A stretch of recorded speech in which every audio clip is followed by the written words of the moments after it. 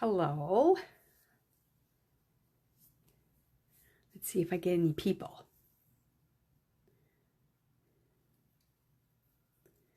Sometimes it takes a minute. Oh, I see some people. Hello, hello. How are we doing today? Are y'all blowing away out there? It's so windy. Okay, people are rolling in. Good, good, good. We are going to craft today. Oops, I forgot my blending brushes. And I forgot some green and some blue. Wow, I'm really on it here. Okay, so let's try this and this. Okay.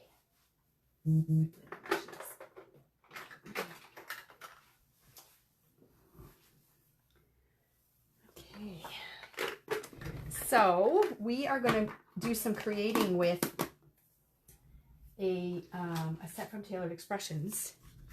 And it is the Gus and Gertie Love to Read. So Gus and Gertie is a series of stamps and dies featuring Gus and Gertie, and they're always up to no good. They're doing all kinds of different things, but in this case, they're reading. So this is one of their newer sets, and Christina did some samples, but I wanted to kind of break down some of the things that she did because she did some fun stuff. So we're going to get some creative time in, and I'm going to share lots of tips and tricks and lots of fun things as we go along.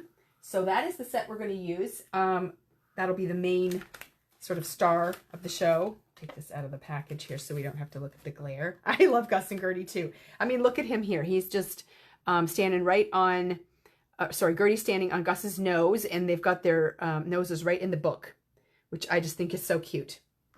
And they're both wearing glasses. So, and then you get these great sentiments that go along with it. And I have a whole series of book things in my collection.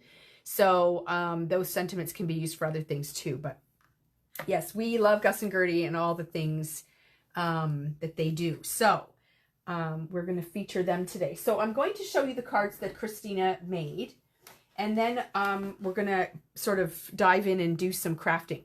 So here is one. Now this one is my favorite one. And I know it's probably the most simple out of the three that she created, but I love this effect. So basically, it's just straight stamping. You're just going to be stamping right onto the panel of your card, but you're creating a scene around it. Now, I'm not sure that Christina did any masking, but the way I'm going to create the scene, you're going to have to do some masking. And masking is a technique that is so effective. And it's not something that I do very often, but I'm definitely going to share the process. I want to start using it with the postage collage system, because I see a lot of cards made using the postage collage die, using stamps and dies like this to create scenes. And oftentimes they have masked the images off, and it creates a really cool effect. So I'm going to show you how to do that. And we're going to use masking paper today for that technique. So that is card number one. And like I said, it's probably my favorite one. Again, not overly complicated, but there is some cool processes that you go through to get this sort of look.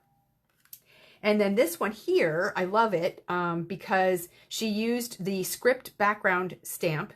And the script goes along with the reading theme, which I thought was kind of clever. But this particular card really shows how cool the inside out dies, or sorry, outside in dies are. And we talk about these a lot in our videos, and I try to explain how they work, but this shows it really well. So I'm going to go through the process on this card too. We won't make the complete card, but we will put kind of all the components together, and you'll get a really good idea of why that outside in rectangle die is so cool. And then the third card is just featuring oh yeah, so Christina said she didn't mask, but it's definitely better. No, you know what, your card turned out perfect, but as soon as I saw it, I thought, ooh, this is the perfect opportunity to show what kind of an effect you can get with masking. So this particular card is using that A2 postage collage stacklet die from Tailored Expressions. So you can see there's two layers of it on there. And then she did use a piece of probably the outside in die to create the focal point for her images as well. So just another way to layer your die, your nesting dies up so you can create a background for your images. Okay, so let's back up. We're going to go into detail with this one first. Excuse me. So before I get too far into this, I'm going to talk about a Master Layouts die that I know Christina uses a lot because she loves this scalloped piece here with the stitching on it. But if you have not looked at the Master Layouts dies yet, there's like 20 of them in the collection right now. In pretty much every release lately, Gina K's been releasing a new one. And she has a series of videos that she is sharing on her YouTube channel featuring all the things that you can do with the Master Layouts. They are great basics, especially sets 1 through 4. They were the earlier sets when she first started releasing them, and they have a lot of really nice basic dies. And you can kind of see on the printout here that comes with the set what those look like. Now, inside Master Layouts 4, I'm just going to dump this stuff out. You get a lot of really cool things. And this is one that I do grab a lot, but the big one that we're using today is this stitched scalloped mat, which is the foundation for this scene that Christina created. So this is a great little tool right here. Just this all by its own. Oh, are you telling me it's out of stock?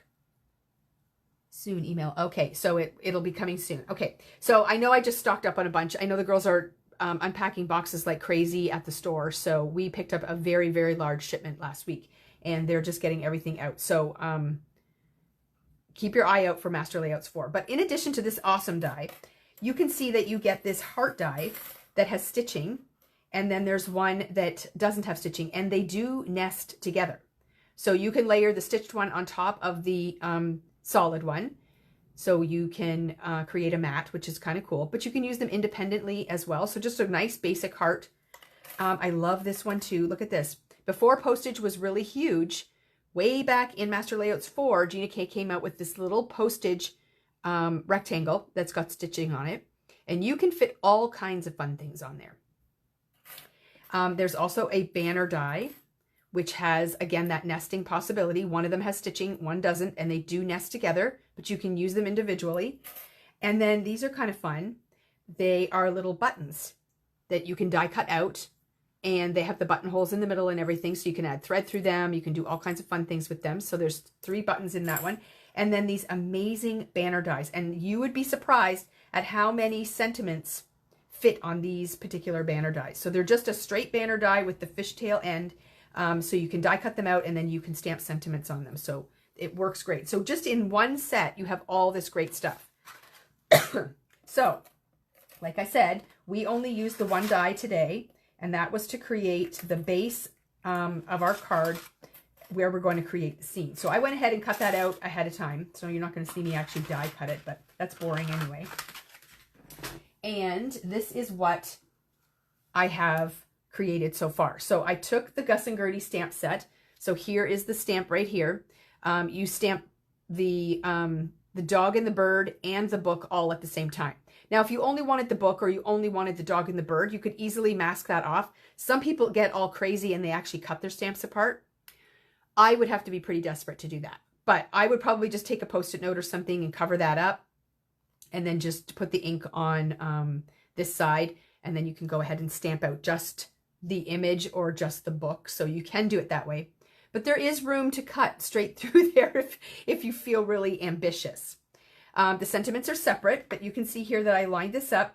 Now, I said to Christina, we happened to be chatting when I was stamping things out this morning, and I said, wow, when I lay this down on my card, I can't really tell if it's straight or not. So this is where a Misty is very helpful. And I'm just going to pull mine out and show you what I was talking about here. So if you have your Misty out and you are ready to stamp. Now, when you're using stamps like this that have this extra cushioning in here, you should be removing this. Your Misty comes with a black one. I have one with a grid on it, but you remove this spacer pad because the spacer is already incorporated into your stamp. So you want to take that out. But I did have my panel in here like this. And I'm going to put this, oops, which way does it go? Here we go. On here, but I really can't tell 100% if it's straight. So we were discussing the difference between our crafting styles. And what Christina said she did was she just picked the stamp up and then she uses the grid that's on this lid and she kind of adjusts her stamp and kind of makes it straight that way, which is what I did. But then I still don't trust myself. So what I do is I grab an alignment panel. What did I do with my alignment panel? I did have it. Oh, and I cleaned it. And where did I put it? Okay, well, I have different size ones here. Oh, this is a really big one. I have one that fits right over top of this. My Sweet Petunia, the makers of the Misty, they just came out with alignment panels like this too. These ones are from Tailored Expressions. I believe we carry these too. They have a grid on them.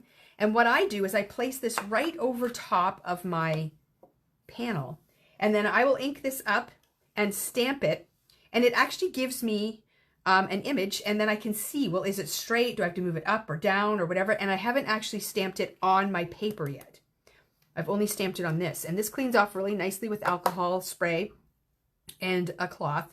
So once you get your stamp aligned and you know it's going to stamp perfectly, you can remove this part and you can go ahead and stamp it directly onto your panel. So that's what I did. And it turned out perfectly. Look how nice and straight that is. So that's kind of like step one. But as you can tell by the card, I've got my image stamped, but I don't have my scene created yet. And if you created your scene first and then stamped your image, you can see that Gus is, his face here is like see-through. It's white. So if our clouds or our grass were kind of in that area, it would show through this area here. And that's where the masking is going to come in. So those alignment panels are really great for making sure that your images are where you want them to be before you stamp them right on your panel. I use it a lot for sentiments if I'm stamping them right onto a card. So I find those are quite helpful and I'm reaching for them all the time. Okay, so step number 2, once you get your image stamped, is I stamped it a second time and I stamped it on some masking paper. Because I'm going to cut it out. In this case, I used the Masking Magic. It's what I had handy. I think Altenew has masking paper. I don't know. We have a few different brands. They all work equally the same. But I happen to have this Gina K Masking Magic handy. And they just come in sheets like this. And they're like a low tack stickiness. And you can use them to mask off areas, or you can use them to do the technique that we're doing today. So what I did was I took this, put it in my Misty, and I stamped the image out on this. Okay? And then what I did was I cut it out. And I didn't use the die because the die gives you a white line all the way around your image. So see how, like, if I was to use the die to cut out my image, see how, like, there's a white line that's all the way around the outside? Well, when you cut out a masked image, you want it right close to the line. Now, I wouldn't pick a super tricky, detailed image to do a masking technique with, but this was very easy to cut out. So I cut out the critters and I cut out the book. And then what I'm going to do is I'm going to remove the backing paper, which could be fun. I should have started it before the live. I never thought about that. There is, like on the sheets, there is a, let me just grab one here. There is a piece that you can, oops, just go like this. But I'm using, like, you know, the whole sheet. And so now I've got to try to get this thing off, which is kind of dumb to do live. Oh, there we go. Okay, so what I'm going to do is I'm going to peel off the backing. I'm going to save that. And I'm going to layer this right over top of the image that I have stamped on my card. And you want to be as accurate as you can when you're doing this. Now, what I did when I cut out the image was I kind of cut right through the line, not right up next to the line. That way, when you cover up your image, you're going to cover up, you're not going to go outside of the lines that you stamp. Does that make sense? So you want to be really accurate when you're cutting this out, and you want to remove the backing before you do a live. I'm also going to cover up the book. Okay, so this is just covering up the area that we would normally color in. And I want to make sure I'm getting that perfectly on there. And this will allow us to do our stenciling for our scene right over top of this, and then we'll be able to peel off this masking when we're done. Oh, you got to see my gray hair there. Now you can reuse these masking pieces, but only to a certain point, because you want them to be able to stick down really well and not be lifting. So, I mean, when you look at it now, you can't even tell that I've got the masking on there. So what we're going to do now is go ahead and we are going to create the grass and the clouds to create our scene. But I'm going to do the grass a little bit differently. I think Christina used Copic markers and created the grass. I'm not that good. I'm going to cheat and use a stencil. So I have my grassy edge stencil. This is an old one from My Favorite Things. We have the new version from Tailored Expressions, and they're called Set the Scene. I'm going to use my cloud version of that, but they come in 3 different strips, and the clouds on them are different, and therefore the grass will be different too. So rather than having sides, you're just going to have strips. So it works the same way. And I'm just going to create a little bit of grass, and I might do like 2 layers just for fun. So it'll look a little different than Christina's, but it'll still be cool. So I'm going to grab my sticky mat, and we are going to create, where is my sticky mat? Right behind here. We're going to create our grass. And while we're creating our grass, the masking paper is going to be covering up our image. So we might stencil over top of our image, but the masking paper is protecting it. Okay, so I'm going to use this. I'm going to start down. No, I'm going to start up here because I want the I want Gus to be sort of standing in the grass, and I want the book to be sort of nestled in the grass. So we're going to kind of lay that on there. Excuse me. And I pulled out Peapod from Tailored Expressions. And I've got my blending brush here. And this is a darker green, but we'll see. We'll see how this looks. I'm just going to rub this off on this cloth here just to be sure I don't have any ink on there. Nope. Okay, so I'm going to start with a light hand, very light hand, and I'm just going to start stenciling right along the edge where that grass is. So my grass isn't going to go all the way down to the bottom of my card. It's just going to go kind of like Christina's, where it's sort of floating, or at least that's the idea. Mine might end up going down a little bit further than hers did. So now I'm going to come in a little harder just along the edge there. I'm actually going to switch brushes. I'm going to pull in just a little bit more of a detail brush, just so that I can target my ink a little bit better. That's working much better. So again, I'm just going to just push a little harder and target a little more ink right along where those little spikes are. Okay, so that's layer 1. So now we've got some nice grass there. And it kind of does look funny because it's going over top of the image and the book, which is not the way I want it to look in the end. And then I am going to come in just with this little more rounded area. And I'm going to target just a little bit more blending kind of right here.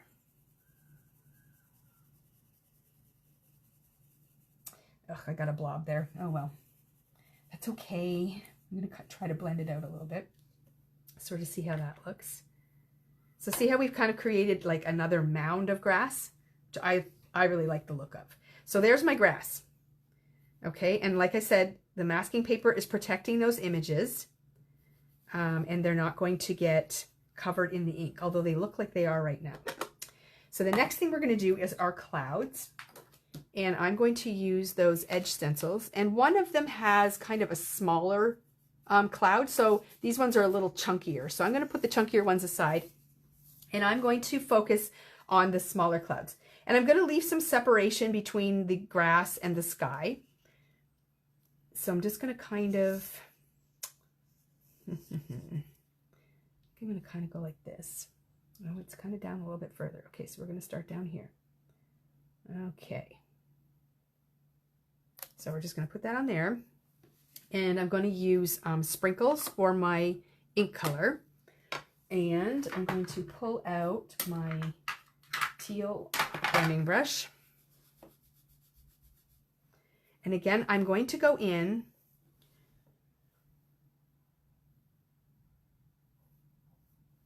I'm reading Kim's comment. I watch ink off the blending brush on the glass mat. I'm so excited for the new mats and magnets. Yep, they're very close to being debuted because they have arrived.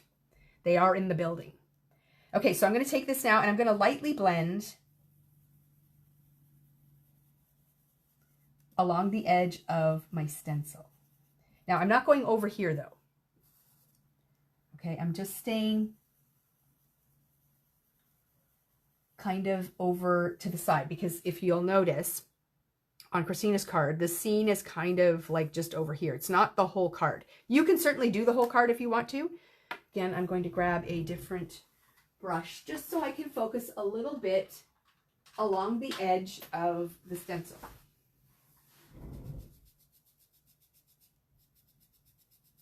Okay, so while I'm rubbing this, some ink is coming off, which means that I didn't clean them the last time I used them, and you want to make sure you do that.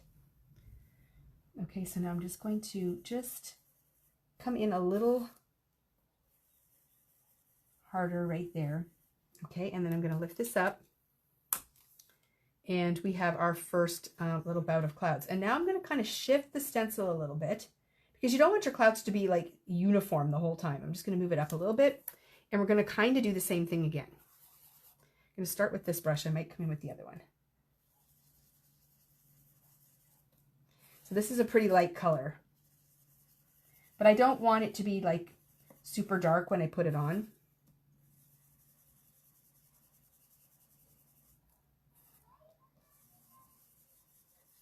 Okay. So now we've got the second row of clouds. Yeah, so Christina's clouds are a little bit different than mine, but that's okay. And now I'm going to come back in with this bump right here. And I'm being mindful of the edges of my stencil too. I don't want to end up with like a line. So I'm trying to be mindful of that as I stencil.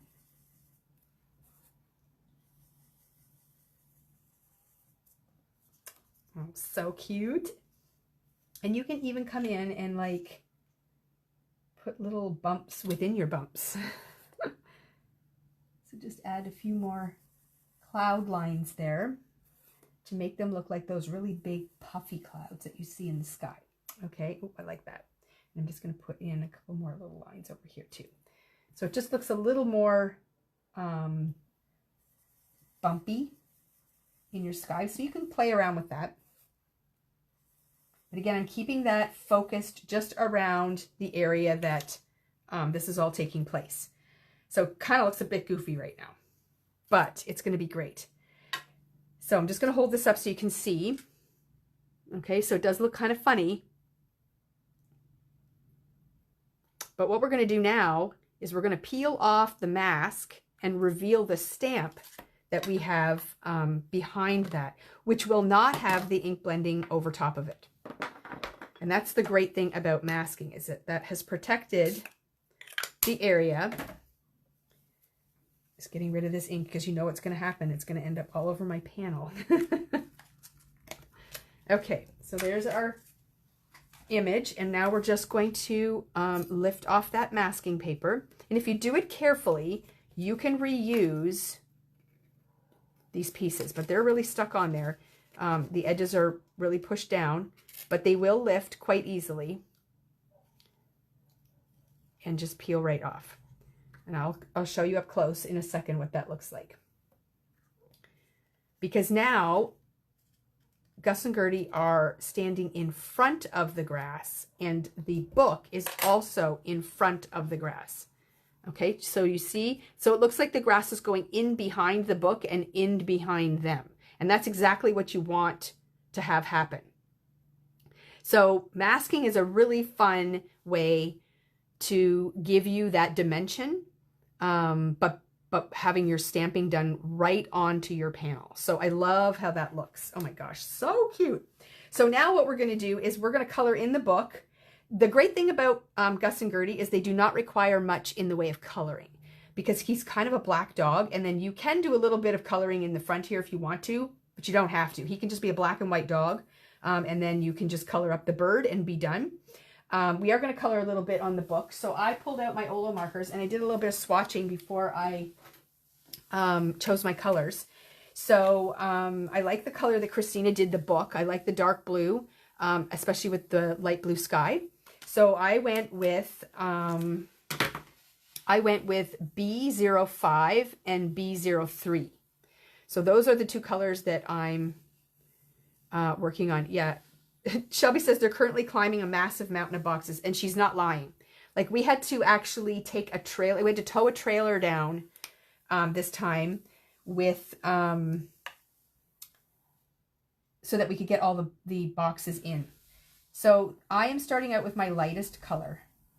Okay, and I'm just flicking some color on there. Just starting at the spine and just sort of flicking it out. So it's just the cover, so not the pages. And it looks like Christina did the very back line. Of course she did, because I can't see. So okay, so we're gonna do a little bit thicker line just for fun. Here we go. Okay, and then I'm going to come in with the darker, which is the B05, and I'm going to add a little bit of a darker shade along the spine area. Okay. Coloring live makes me nervous because I would be pulling my magnifying glass down right now so I can see, but we're winging it. Okay, so now we're just going to blend that color out.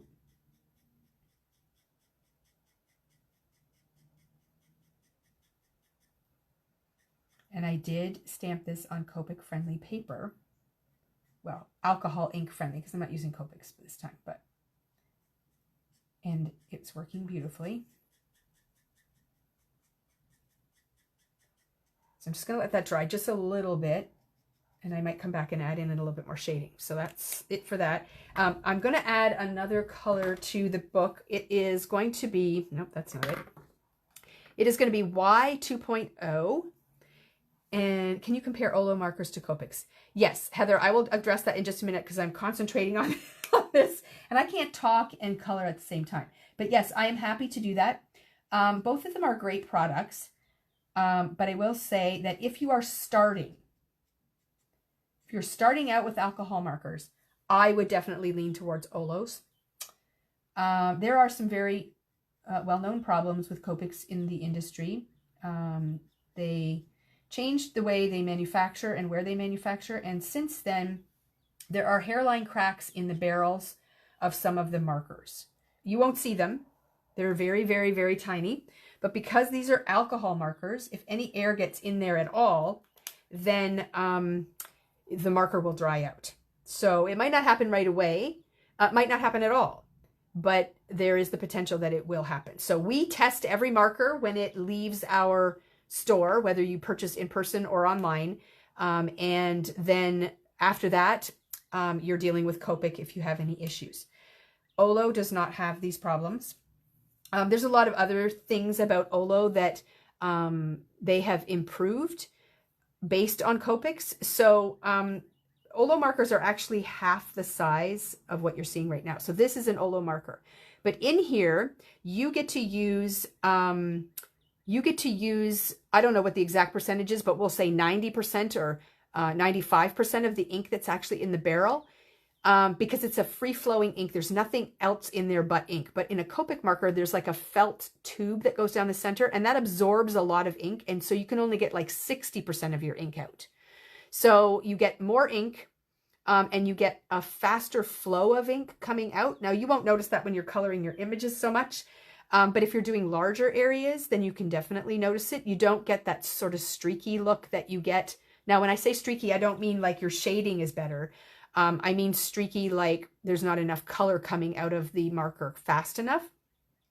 So that is a bonus as well. And the other nice thing about Olos is when you buy them, you can connect them. So with every 2 that you buy, you get a ring for free, and you can connect blending partners together. So in other words, your light and dark color are connected, and so it's nice and easy for you to use. So there's lots of bonuses. And I see Janet says, can you use Copics with Olos? 100%. They're both alcohol markers. So you can, if you've got Copic markers that you love, like color families that you love, but maybe Olo has some color families that you like and you want to use them together, you totally can. Or maybe you have Copic markers and as your colors dry out or whatever, you can replace them with a similar color in an Olo marker and you can use them together. So there's lots of really great things about both companies. Oh, look at my stuff is bleeding. Oh, I'm wondering if I grabbed the wrong paper. Anyways, yeah, so I love them both.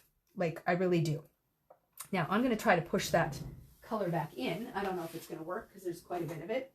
So using the correct paper is definitely important when you are working with alcohol markers. And I have a feeling that I may have grabbed my Neenah paper. And I know a lot of people say you can use Neenah with your alcohol markers, but I really don't like it.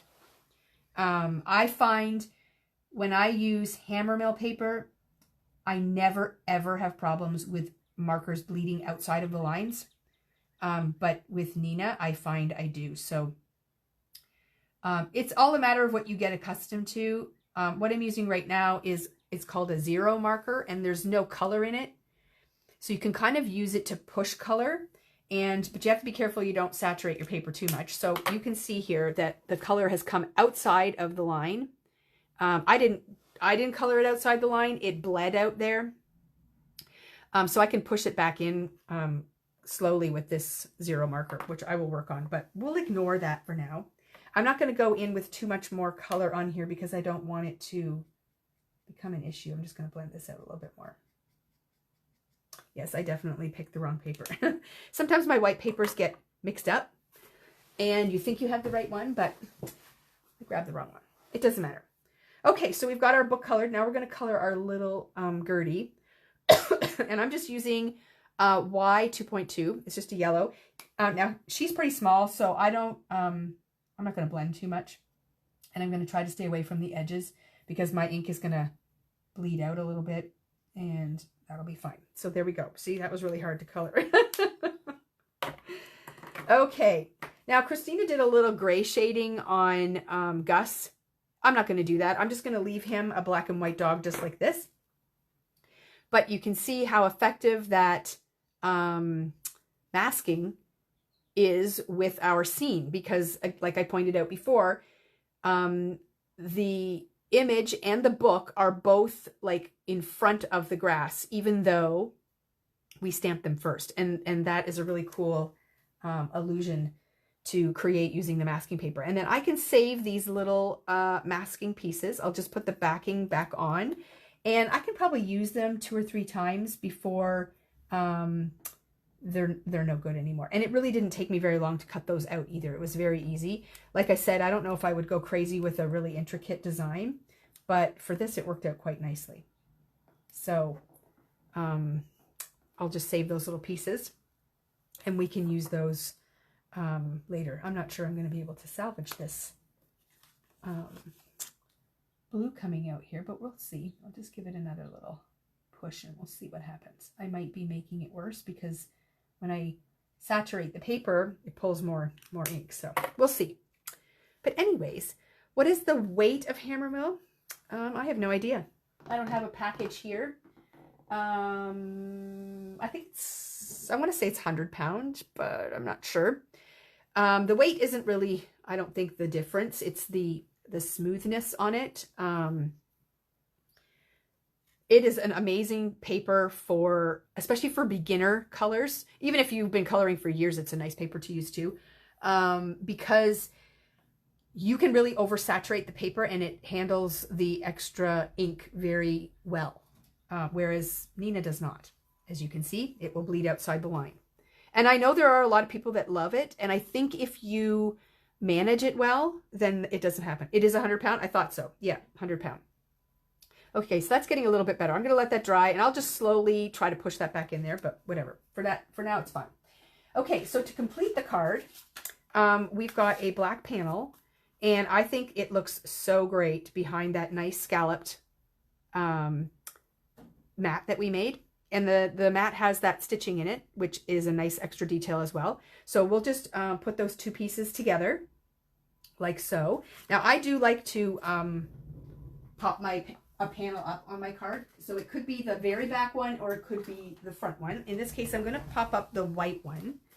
And then the black one will be flat against my card. And this is just a personal preference that I have. You don't have to pop anything up, but I like that it gives it a little bit of dimension. So I'm just going to put some foam adhesive on the back here.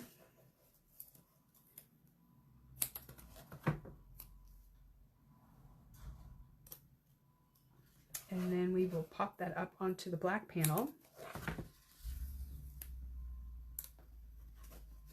And it creates like a little shadow in behind, which I like. And you can use foam squares, you can use foam dots. I don't like it when a panel sags. So like if you put a dot in each corner and then one in the middle, I mean, you're not really supporting the panel very well. So I like to use foam tape. Excuse me. So we're just going to place that onto the black panel right in the middle. And you can see that that just creates a bit of dimension there. And then this will go flat onto the front of my card. And you just sort of center that on there and it gives lots of nice layers. And then the other thing that you're going to do before you do all that, well, sometimes I create a whole card and then go, oh, I need a sentiment. You can go ahead and stamp your sentiment down here. So this is where, again, the Misty is really a great tool because your whole card could fit inside the original size Misty. And I do that often, but here I've got my foam adhesive and everything on here, but I'm still going to go ahead and put that in there. And again, this is a sentiment that you can't see through. It's not clear. So I'm going to guess, and I'm going to say it's got to go like kind of in this area, but I don't know for sure. And I'm not really willing at this point to risk stamping it on there. So that's where this panel is going to come into play. I wish I knew what I did with the other one. The other one is like the size of a card front, so it's just not as big. But this is going to be where I test to see if my sentiment is actually straight. Because I can see my whole card in here. And I don't have to get a good stamp. I just have to lightly put that down. But you can see, I'll just hold it up here, that there's a grid line on here. So you can tell that it is, it's pretty straight. And it's going to look good when it's stamped right on my card. Now, if I didn't like the positioning, if let's say I decided, okay, you know what? I don't really love that. I'm just going to wipe that off. And we're going to clean the stamp off. And I can now shift it and say, you know what? I would like my large booked word to be kind of down more in this shaded area. Maybe I prefer that look. So I'm just going to put that there. And now we can restamp and see if we like this better. Okay, so see how now the word booked is kind of like just down in this area where there's not a lot of ink. So it kind of looks nice. It's not centered right underneath my image, but I like that. and it just sort of fills in that spot. So I'm going to go more with that sort of look. So now I can take this panel off and just clean that off. My chamois happens to be wet, so it's easy to do. And then we can go ahead and we can stamp this on our actual card.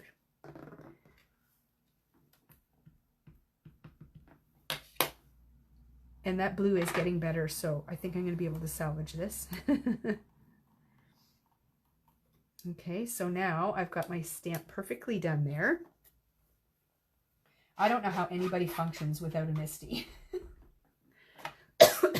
I could do this with a block, but you've got one shot at it, and if it's not straight or you don't get a good stamp, you've kind of ruined your whole card, which I don't like. Okay, so there we go. Christina, this card is adorable. I love it. And even though we use different ways to go about creating the scene, I love them both the same. Okay, so now I'm going to go ahead and I'm going to put this piece on there. Now I have not used my glue press in several days. Let's see if it's going to work or if I've got to give it a little. Yeah, I'm going to have to just use a little pin there. I never put the lid on my glue press, so if a week goes by and I don't use it, then I often have to use a pin and just get it started. But if it's only a day or two, it's usually fine. But I have a bad habit of not putting my lid on, but it really does not affect it. Okay, so now we can go ahead and put this onto our card panel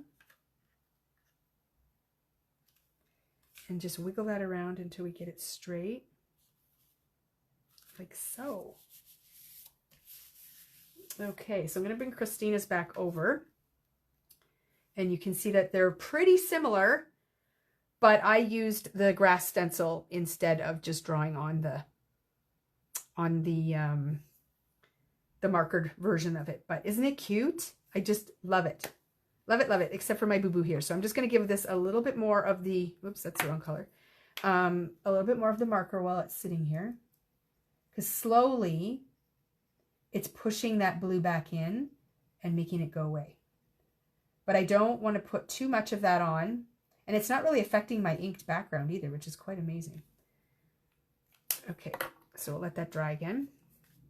Okay, so that's card number 1. Pretty fun, eh? And I mean, there's not a lot of detail on there, but I still think it's super effective. It actually looks like everything is just on the paper itself. Like you could have bought this in a store because it's like it's printed on there. There's no dimension or anything to it, and it looks very layered, which is really cool. So that is a great little set of techniques there. I love the masking. I'm gonna, make a mental note to do that more often. The other cards that Christina created, which I've lost on my desk already. My gosh, how does this happen? Like, really? Okay, where are the samples? That's those two. Wow. My desk isn't even that messy, so I don't understand where I put the cards.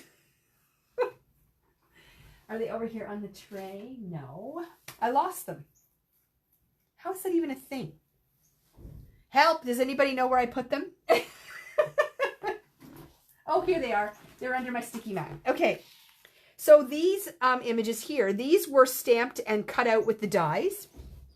So you would have an image like this, right? Just like a regular die cut image. And then you would use adhesive and you would pop it up on your panel.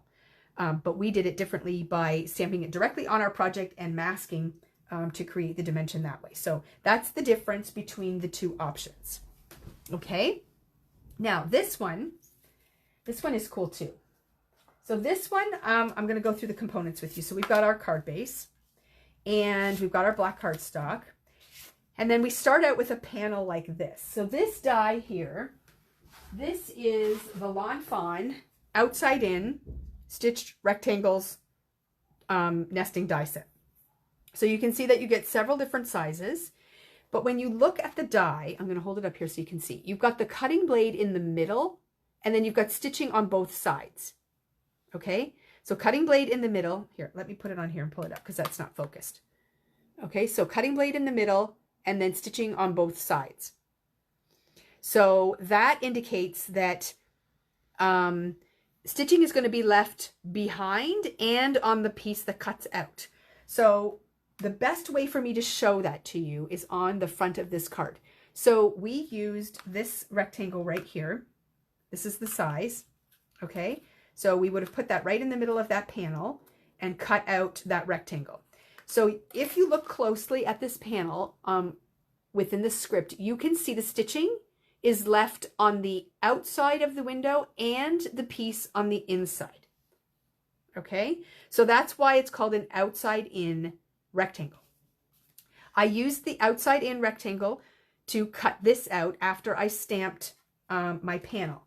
So what I used to stamp the panel was the fine line script stamp from Tailored Expressions. And here's the piece of paper that I stamped it out on. And then once I stamped the background, I put the largest die on here and I ran it through my die cut machine. Okay, so the piece that popped out is this piece right here. And it has the beautiful script on it, and it's got the stitching. You can see the stitching on the outside of the rectangle.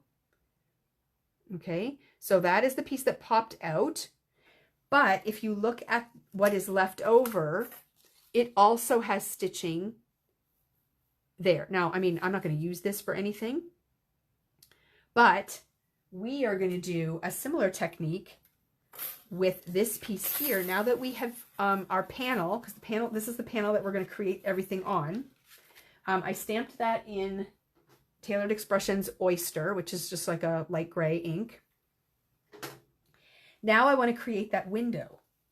So what I'm going to do is I'm going to take this die. So let me put this back here so you can see which one I'm using. So it is the third one in. Okay, so that's the one that I'm going to use to create the window in my card. So I'm basically going to place this, I'm going to eyeball it. So when I'm doing this, the way that mine works out, I'm going like 3 rows of text down, and I'm just going to make sure it's centered from side to side. And this is not one that I want to risk running through my machine without taping it down. I'm going to be discarding the centerpiece with the script on it, so I'm going to make sure my tape goes to the inside. Okay, and we're going to end up with a window in this card. We're then going to inlay another window inside, which I'll show you in a second, but I'm going to go ahead and run this through my machine, just off screen here. And then I'll show you how that outside in die creates the window. Now you can use any die to create a window, but you may not get the stitching detail on the piece that is left behind. So here our window actually has stitching going around the outside. If you use a die that has stitching on it, that's not an outside in die, when the piece pops out, the piece that pops out is going to have the stitching on it like this piece does right here, not the window. Okay, so this one has stitching. Now I don't want to put script inside script. We could, but Christina used white, which I liked because it kind of set it off. So I cut a separate panel out of the white cardstock using the same die, and I'm going to use this part for the window part here. Does that make sense to you guys? That's why the outside in dies are just so cool. I really love the option. Now, by using that largest outside in die for my panel, what it also does is it leaves the panel just a little bit smaller than my actual card. So it gives that border around the outside.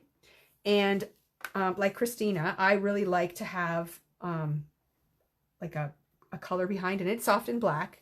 Now I did mine a little bit different than hers. I made my border smaller, and that way I can still layer it on top of my card, and I can still see the card as well. So she has the black piece going all the way to the outside, whereas I'm going to have a little bit of my card showing, which gives me 3 layers and she has 2. So similar, but just slightly different. So what we're going to do, or what Christina did in the next step, is this piece will get inlay in here. And what she has done is she has adhered this flat to the black, and then she's popped this part up. And so this will be a little bit dimensional. And what that does, when you're looking at the card, and I'll try to hold it on an angle here so you can see, but you can see the black kind of in behind here. I don't know if the camera will pick it up, but it does show that little bit of black showing in behind, which is kind of nice too. It just sort of ties it all together. So that is how she kind of created the front on this piece, which I really liked too. And then she went ahead and colored up her image, and then she's going to place it right here in the window and decorate accordingly. So the sentiments that come with the set are: my weekend is booked, to my favorite bookworm, you are the best in my book, and our story is my favorite, which I love. And then I also cut them out and heat embossed them with white on black because I like the way that looks. And I noticed on her cards, I think all of them, she used, oh no, this one she just stamped directly, nope, that's mine. She just stamped it directly right onto the card. So that's the black text on white, which would be similar to this. But then on the other 2 cards, she used the black background with the white writing, which is super fun. So I did cut them out so you could see what they look like. And then I just stamped them out on white so that you could see. And I mean, you can stamp them in colored ink and all the fun things too. So either way, just so you have an idea of what those look like when you cut them out. And I love the way they did the font. Some of the font is typed like a typewriter, and then some of the words are larger and done in a different font, which makes it really interesting to look at. I quite like how they did that. So that is the lesson for today. So just, you know, showing you how to mask using masking paper. Where's my card? Okay, and then just showing you the benefits of those outside-in dies and how that script background is just so cool to work with. And how you can just layer up your nesting dies to create dimension that way too. So 3 very different cards. Let's get this one out of the way. All using the same stamp set, but giving you different looks. Aren't they awesome? And if you have reading friends, these are great. This is a great set to have in your stash. But even if you don't have reading friends, I like the sentiments that come along with it. Like our story is my favorite. Well, heck, you could give that to anybody. And then I love that, you know, to my favorite bookworm, obviously, if you've got somebody who likes to read. And then what was the other one? Oh, you're the best in my book, which I like too. Again, that you can give that to a non-reading friend, which makes it cool. And like I said, I've got lots of reading things in my my stash already, so these will mix and match very nicely with those. And I'm sure I can come up with lots of great ways to mix them together and use them. So anyways, I hope you learned something fun.